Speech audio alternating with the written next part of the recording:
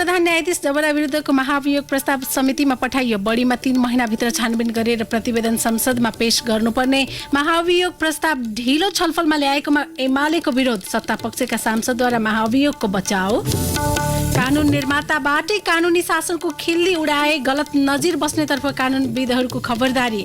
सरकारको नियत सही भए यही संसदबाटै महाभियोग प्रस्ताव टुङ्गो लाग्ने विश्वास। चुनाव घोषणा भइसकेपछिको काम चलाउ सरकारले संसदलाई बिजनेस दिन नमिल्ने एमालेको तर्क। भारतबाट दुई पटक मूल्य तोकेर आउँदा पनि इन्धनको मूल्य नघटाइएकोमा एमाले सांसद गेवालीको विरोध। युक्रेनको बन्दरगाहबाट खाद्यान्न तथा तेल सहितका थप 4वटा जहाज विभिन्न मुलुकका लागि प्रस्थान। र इङ्ग्लिस प्रिमियर लिग फुटबलमा म्यान्चेस्टर युनाइटेड ब्राइटनसँग 2-1 गोल अन्तरले पराजित। म्यान सिटी र लेस्टरको 2-2 को बराबरी। नमस्कार, कान्तिपुर डायरीका साथमा सन्तोष र इन्द्रलक्ष्मी। समाचार अब विस्तारमा। प्रधान न्यायाधीश चोलेन्द्र शमशेर जबरा विरुद्धको महाभियोगको प्रस्ताव महाभियोगको सिफारिस समितिमा पठाइएको छ। प्रतिनिधि सभाको आज बसेको बैठकले बहुमतले पारित गर्दै सो प्रस्तावलाई सिफारिस समितिमा पठाएको हो। सभामुख अग्निप्रसाद सापकोटाले प्रधान न्यायाधीश चोलेन्द्र शमशेर जबरा विरुद्धको प्रस्तावलाई महाभियोग समिति सिफारिस समितिमा पठाउन सिफारिस गर्नुभएको थियो। मान्य सदस्यहरू, अब म प्रतिनिधि सभा नियमावली 2075 को नियम 161 को उपनियम 6 बमोजिम नेपालको संविधानको धारा 101 को उपधारा 2 एवं प्रतिनिधि सभा नियमावली 2075 को नियम 161 को उपनियम 1 बमोजिम प्रधान न्यायाधीश श्री चोलेन्द्र शमशेर जबरा विरुद्ध दर्ता भएको महाभियोगको प्रस्तावलाई सोही नियमावलीको नियम 162 बमोजिम गठित महाभियोग सिफारिस समितिमा पठाउन प्रस्ताव गर्दछु। यो प्रस्तावको पक्षमा हुने मान्य सदस्यहरूले हुन्छ भन्नुहोला र यसको विपक्षमा हुने मान्य सदस्यहरूले हुन्न भन्नुहोला। यो प्रस्तावको पक्षमा हुने मान्य सदस्यहरूले हुन्छ भन्नुहोस्।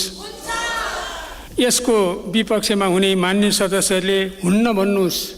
हुन्छ भन्ने पक्षका मान्य सदस्यहरूको बहुमत भएकोले उक्त प्रस्ताव बहुमतले स्वीकृत भएको घोषणा गर्दछु।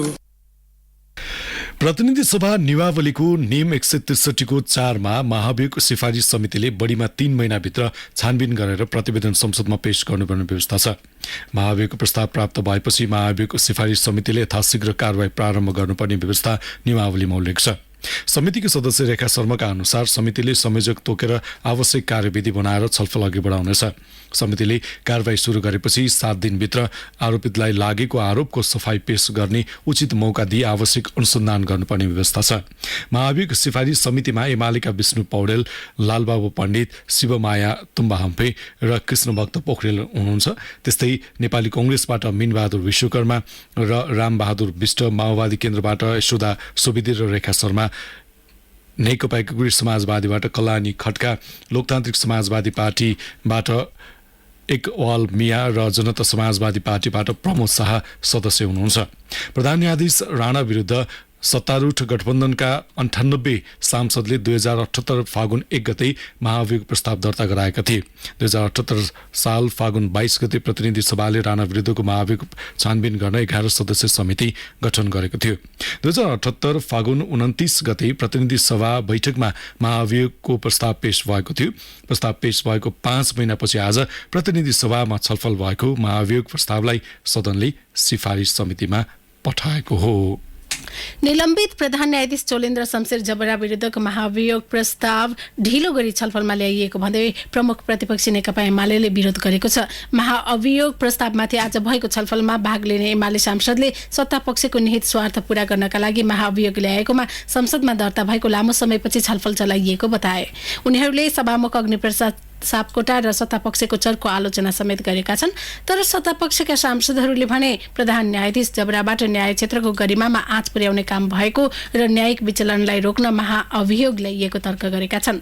एमाले सांसद प्रदीप गेवाली र खगराज अधिकारीले चुनाव घोषणा भइसकेको अवस्थामा महाअभियोगबारे संसदमा छलफल गर्न मिल्ने कि नमिल्ने भन्ने प्रश्न उठाएका थिए।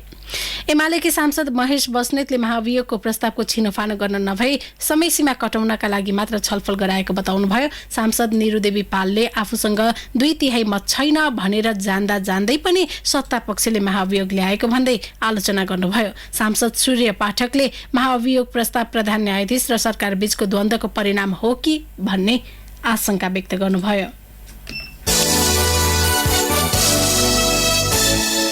अब कान्तिपुर सविस्तारको पालो। कान्तिपुर सविस्तार। विभिन्न 21 आरोप सहित लगाइएको महाअभियोगको प्रस्तावमाथि छलफल गर्दै आइतबारको प्रतिनिधि सभा बैठकले सिफारिस समितिमा पठाइसकेको छ। समितिले अबको 3 महिनाभित्र यस सम्बन्धमा आवश्यक कारबाही अघि बढाई निर्णय पेश गर्नेछ। तर प्रतिनिधि सभामा अघि बढाइएको पूर्व प्रधान न्यायाधीशको महाअभियोगमाथिको छलफल गलत समयमा अघि बढाइएको भन्दै आलोचना भएको छ। कानून निर्माताबाटै कानूनी शासनको खिल्ली उडाइएको भन्दै नजिर गलत बस्नेतर्फ कानूनविदहरूले खबरदारी गरेका छन्। यद्यपि केही कानूनविदले भने सरकारको नियत सही भए महाअभियोग प्रस्तावको फैसला हुने विश्वास व्यक्त गरेका छन्।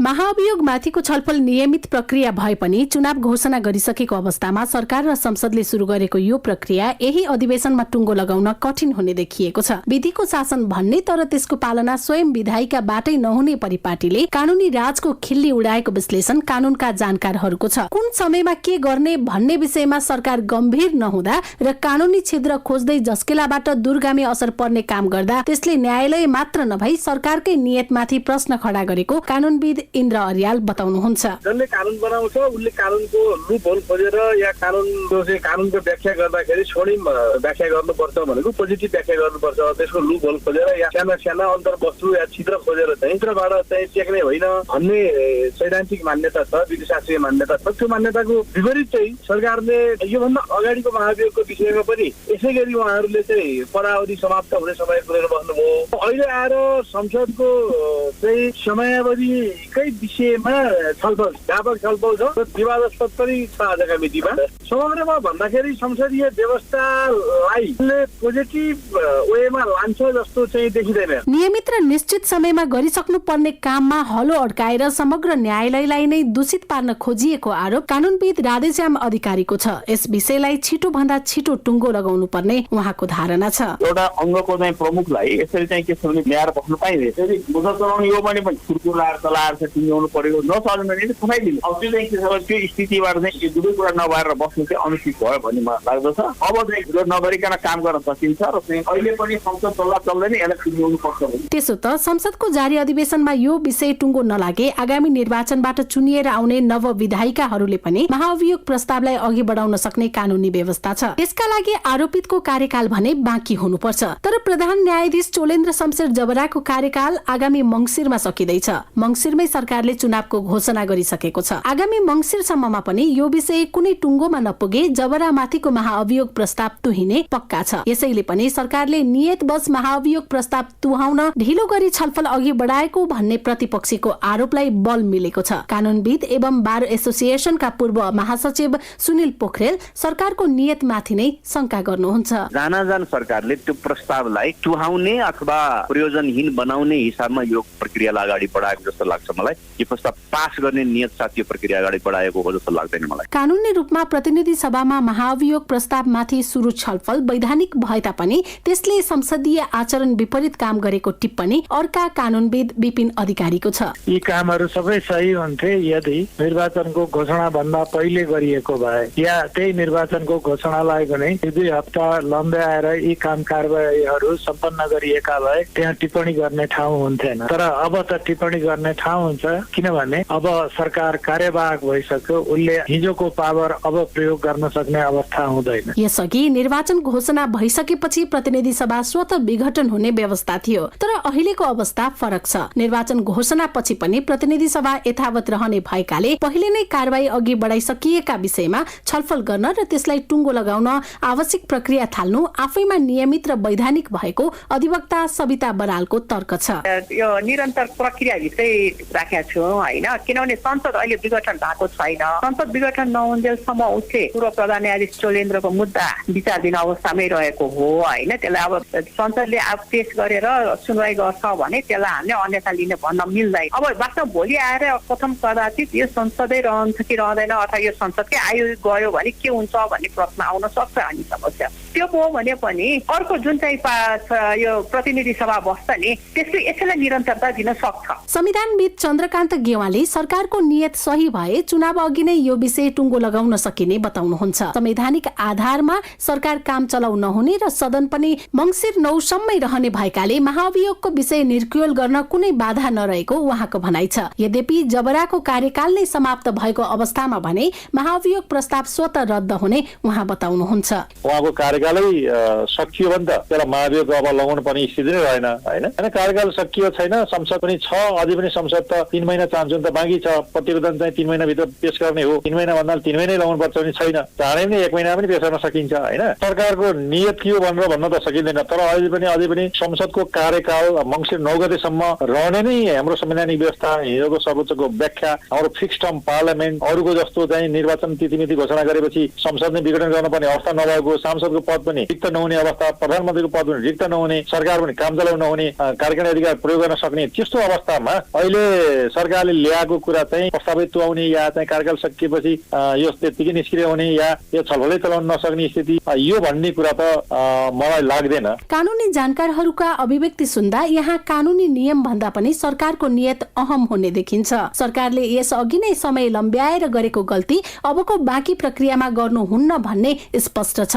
अन्यथा विधायिकाबाटै हुने यस्ता पटक पटकका गल्तीले गलत नजिर बस्ने र दूरगामी असर पर्ने पक्का छ। रेडियो कान्तिपुरका लागि इन्द्रलक्ष्मी घिमिरे। कान्तिपुर सविस्तार।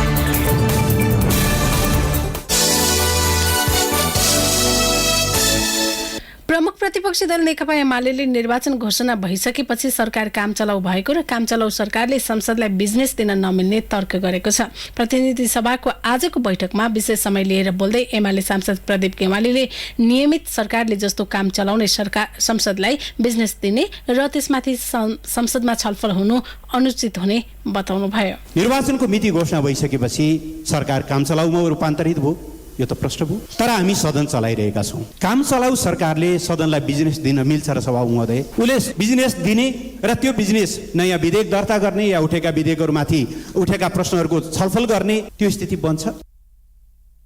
उहाँले लामो समयसम्म प्रधान न्यायाधीश चोलेन्द्र शमशेर जबरा विरुद्धको महाभियोग प्रस्ताव अघि नबढाएर चुनाव घोषणापछि मात्र बढाइएकोमा पनि आपत्ति जनाउनुभयो।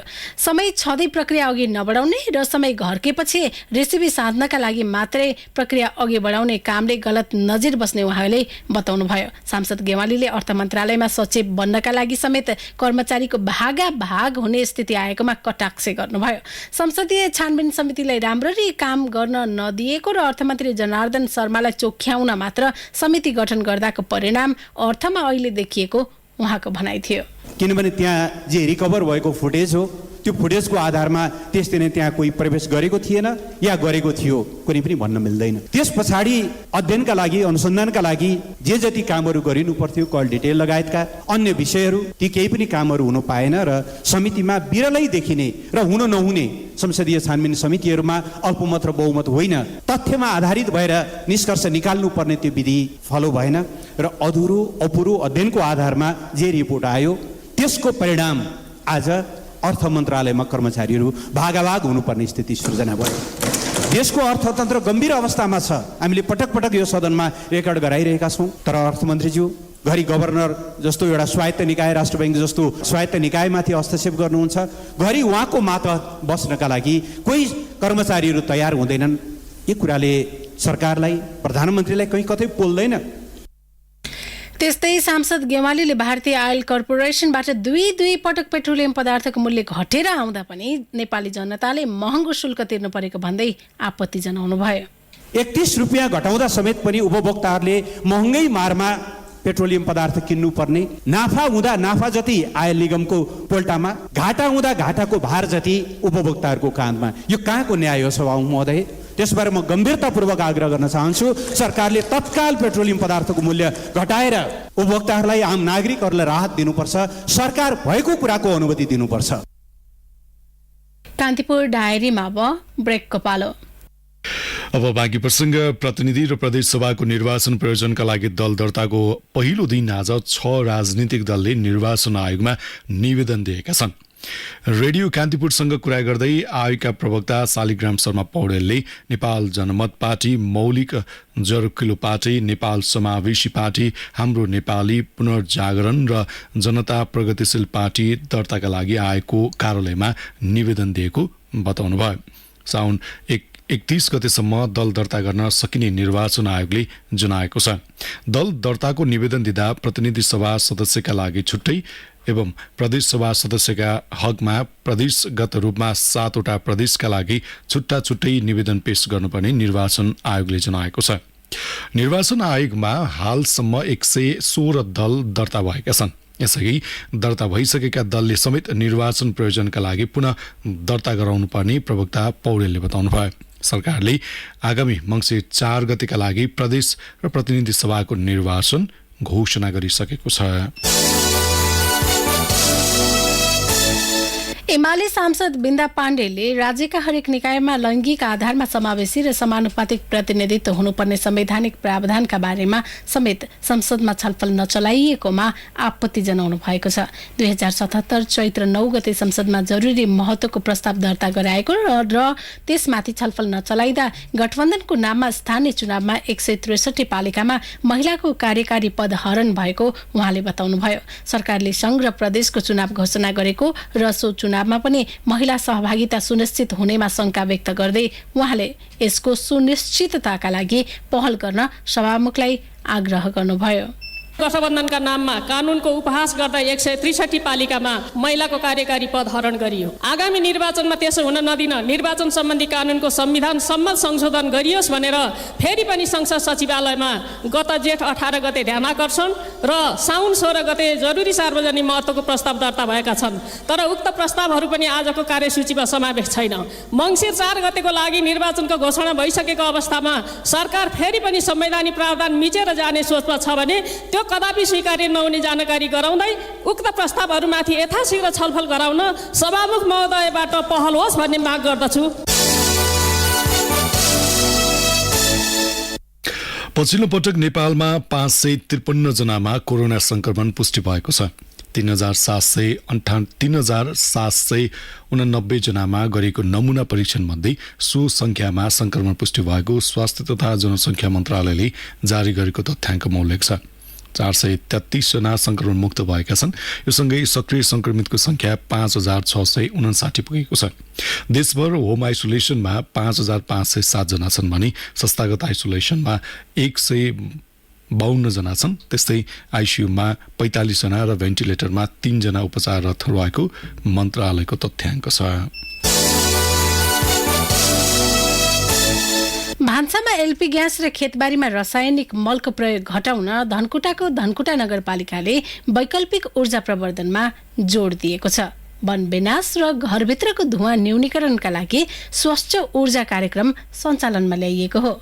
थप विवरण सहित धनकुटाबाट सहकर्मी विनोद घिमिरेको रिपोर्ट। धनकुटा नगरपालिका वडा नम्बर 6 पाङसिङकी मेनुका कार्कीको भान्सामा हिजो आज बायोग्यासबाट खाना पाक्छ। पातलेका लाखमान घिसिङ घरमा बायोग्यास राखेदेखि सिलिन्डरको ग्यास चलाउनु नपरेको बताउँछन्। बायोग्यास जोडेपछि भान्सामा दाउरा र एलपी ग्यास माथिको निर्भरता घटेको अनुभव स्थानीयसँग छ। धनकुटा नगरपालिका वडा नम्बर 6 पाङसिङकी मेनुका कार्की र छिमेकी युद्धबहादुर कार्की भन्छन्, सिलिन्डर चाहिँ चलाएकै छैन। धेरै अब यस्तै ढिलो भएर हतार पर्यो भने चाहिँ अब दुईटै चुला बाल्ने हो, बाल्न परेको छैन। दाउरा पनि बाहिर खोलेला मात्रै हो, भित्र लगेर बालेको छैन। मजाले गोबर पुग्दा खोले पनि पकाइरहेको छौँ। दुध तौदान काम दिएको छ, भात पकाएर खान काम दिएको छ। अब 10-12 जनाका जानलाई बिहान बेलुका भात पकाएर खान सन्तोष छ। जलवायु अनुकूलन नमुना गाउँ कार्यक्रम मार्फत धनकुटा नगरपालिकाले कृषि र पशुपालनमा आबद्ध ग्रामीण तथा अर्ध शहरी क्षेत्रका किसानलाई बायोग्यास जडानमा 50% अनुदान दिने गरेको छ। नमुनाका रूपमा नगरका 5 वटा वडाका 85 घरमा 7 घनमिटर क्षमताको यस्तो प्लान्ट जडान गरिसकिएको छ। परियोजना सफल भए नगरमा 5 वटा भन्दा बढी गाई बस्तु पाल्ने सबै किसानका घरमा यो प्रविधि पुर्याउने लक्ष्य रहेको धनकुटा नगरपालिकाको वातावरण शाखा प्रमुख उपेन्द्र खनाल बताउँछन्। यसले चाहिँ दुईटा काम गर्दो रहेछ। एउटा ऊर्जा पनि भयो र त्यसबाट निस्केको स्लरी चाहिँ मलको रूपमा प्रयोग गर्दा अत्यन्तै राम्रो उत्पादन हुँदो रहेछ। यो दुईटा कुरालाई मध्यनजर गरेर यो गाई पाल्ने जति किसान हुनुहुन्छ त्यो सबैमा पुर्याउनु पर्छ भन्ने अभियानको रूपमा सुरु गरेका छौँ। इजरायली प्रविधिको यस्तो प्लान्टमा गाईवस्तुको मलमूत्र तथा कुहिने फोहोर समेत प्रयोग गर्न सकिने बताइएको छ। प्लान्टको आउटलेटबाट निस्कने लेदो मलका रूपमा तत्कालै बाली बिरुवामा प्रयोग गर्न सकिने अर्को फाइदा पनि छ। वातावरण मैत्री बायोग्यासले घरेलु प्रयोगमा एलपी ग्यासको 80% हिस्सा प्रतिस्थापन गर्न सक्ने दाबी प्राविधिकहरूले गरेका छन्। रेडियो कान्तिपुरका लागि विनोद घिमिरे, धनकुटा। कान्तिपुर डायरीमा अब डोटी डायरीको पालो। डोटी डायरीबाट मोहन शाहीको नमस्कार। सरकारले मङ्सिर 4 गते प्रदेश र प्रतिनिधि सभाको निर्वाचनको मिति घोषणा गरेसँगै डोटीमा चुनावी चहल पहल बढेको छ। गाउँका चिया पसलदेखि शहरका होटलमा आयोजित गोष्ठी सभामा समेत टिकट कसले पाउँछ भन्दै नेताहरूबारे अनुमान गर्नेदेखि उनीहरूका क्रियाकलापहरूको समीक्षा हुन थालेको छ। यसपटकको निर्वाचनमा भने मतदाताहरूले डोटीबाट प्रदेश राजधानी अन्यत्र सार्न भूमिका खेल्ने नेताहरूप्रति बढी आक्रोश पोख्दै आएका छन्। जिल्ला निर्वाचन कार्यालय डोटीका अनुसार 56,272 महिला तथा 58,282 पुरुष गरी 1,23,554 जम्मा मतदाता डोटीमा रहेका छन्। वर्षायाम लागेसँगै डोटीका 1 दर्जन भन्दा बढी गाउँहरू बाढी पहिरोको उच्च जोखिममा रहेका छन्। दिपाल सिलगढी नगरपालिकाको वडा नम्बर 7 स्थित कोइरली गाउँ, चायल गाउँपालिकाको डौड, तौलेनी, गिरिचौका लगायतका गाउँहरू उच्च जोखिममा रहेका छन्। त्यसबाहेक शिखर नगरपालिकाको बानेडुङ्ग्री सैन क्षेत्र समेत सेती नदीको कटानले उच्च जोखिममा रहेको छ। शिखर नगरपालिकाका नगर प्रमुख दीर्घबलाहरूले रोकथामको प्रयास गरे पनि ठूलो बजेट र दीर्घकालीन योजना आवश्यक रहेको जानकारी दिनुभयो। गत वर्ष आएको बाढी पहिरोले ठूलो जनधनको क्षति डोटीमा पुर्याएको थियो। डोटीका महिलाहरूले जिल्लामै सेनिटरी प्याड उत्पादन गर्न थालेका छन्। दिपाल सिलगढी नगरपालिकामा उद्यमशील महिला समूहले सेनिटरी प्याड उत्पादन गर्न थालेको अगुवा महिला शारदा भट्टले जानकारी दिनुभयो। सो समूहलाई बजार प्रशोधन केन्द्र काठमाडौँले सेनिटरी प्याड उत्पादन गर्ने मेसिन तथा दिपाल सिलगढी नगरपालिकाले आर्थिक सहयोग गरेको छ। महिलाहरूले दैनिक 2000 थान बजारमा उत्पादन गरेर ल्याइरहेका छन्। यसले महिलाहरूको आय आर्जनसँगै रोजगारी बढ्न सक्ने दिपाल सिलगढी नगरपालिकाका नगर प्रमुख विजय खड्काले बताउनु भयो। हस्त डोटी डायरीबाट मोहन शाही बिदा हुन्छु। नमस्कार। कान्तिपुर डायरीमा पुनः ब्रेकको पालो। ब्रेकपछि अब आर्थिक प्रसंग। 22 अर्ब रुपियाँ चिनिया ऋणमा निर्माणाधीन पोखरा अन्तर्राष्ट्रिय विमानस्थल आगामी पौष 17 गते उद्घाटन हुने भएको छ। संस्कृति, पर्यटन तथा नागरिक उड्डयन मन्त्री जीवनराम श्रेष्ठको अध्यक्षतामा आज बबर महलमा बसेको नेपाल नागरिक उड्डयन प्राधिकरणको सञ्चालक समिति बैठकले पौष 17 गते पोखरा अन्तर्राष्ट्रिय विमानस्थल उद्घाटन गर्ने निर्णय गरेको प्रवक्ता जगन्नाथ निरौलाले जानकारी दिनुभयो। मौद्रिक नीतिले लगानीका क्षेत्रहरू साँघुरो तुल्याएको बैंक तथा वित्तीय संस्था परिसंघ नेपालका वरिष्ठ उपाध्यक्ष भोज बहादुर शाहले बताउनु भएको छ। त्रिभुवन विश्वविद्यालयको अर्थशास्त्र विभागमा आयोजित कार्यक्रममा उहाँले राष्ट्र बैंकले गत हप्ता सार्वजनिक गरेको मौद्रिक नीति विगतका वर्षको तुलनामा कसिलो भएको बताउनुभयो। त्यस्तै नेपाल उद्योग वाणिज्य महासंघका पूर्व अध्यक्ष भवानी राणाले मौद्रिक नीतिले नेपालको आयातमुखी अर्थतन्त्रलाई निर्यातमुखी बनाउनका लागि उत्पादनशील र कम उत्पादनशील क्षेत्र छुट्याएको बताउनु भएको छ।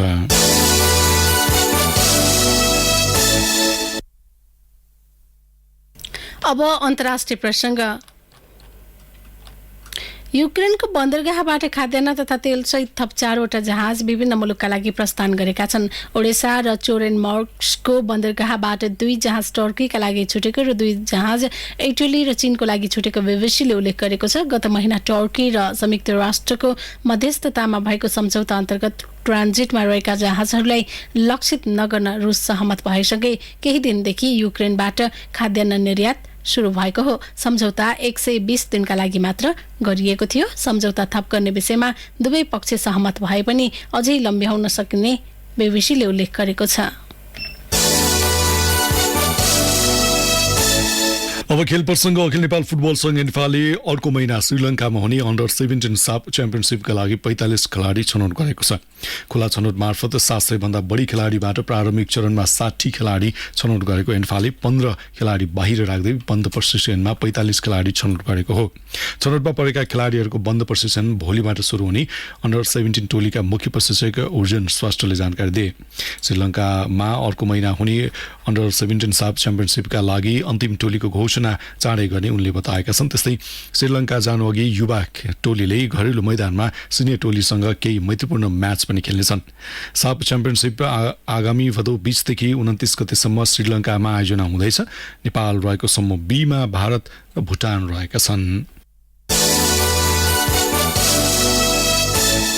इङ्ग्लिस प्रिमियर लिग फुटबलमा म्यान्चेस्टर युनाइटेड ब्राइटनसँग 2-1 गोल अन्तरले पराजित भएको छ। पहिलो खेलमै युनाइटेड पराजित भएको हो। जर्मन मिडफिल्डर पास्कल ग्रसको 2 गोलमा नै ब्राइटनले अग्रता बनाएको थियो। खेलको 30औं मिनेटमा ड्यानी वेलबेकको पासमा पास्कल ग्रसले गोल गरे। त्यसको 9 मिनेटपछि नै ब्राइटनले अग्रता दोब्बर पार्यो। 39औं मिनेटमा पास्कलले व्यक्तिगत दोस्रो गोल गर्दै टिमको अग्रता दोब्बर बनाएका हुन्।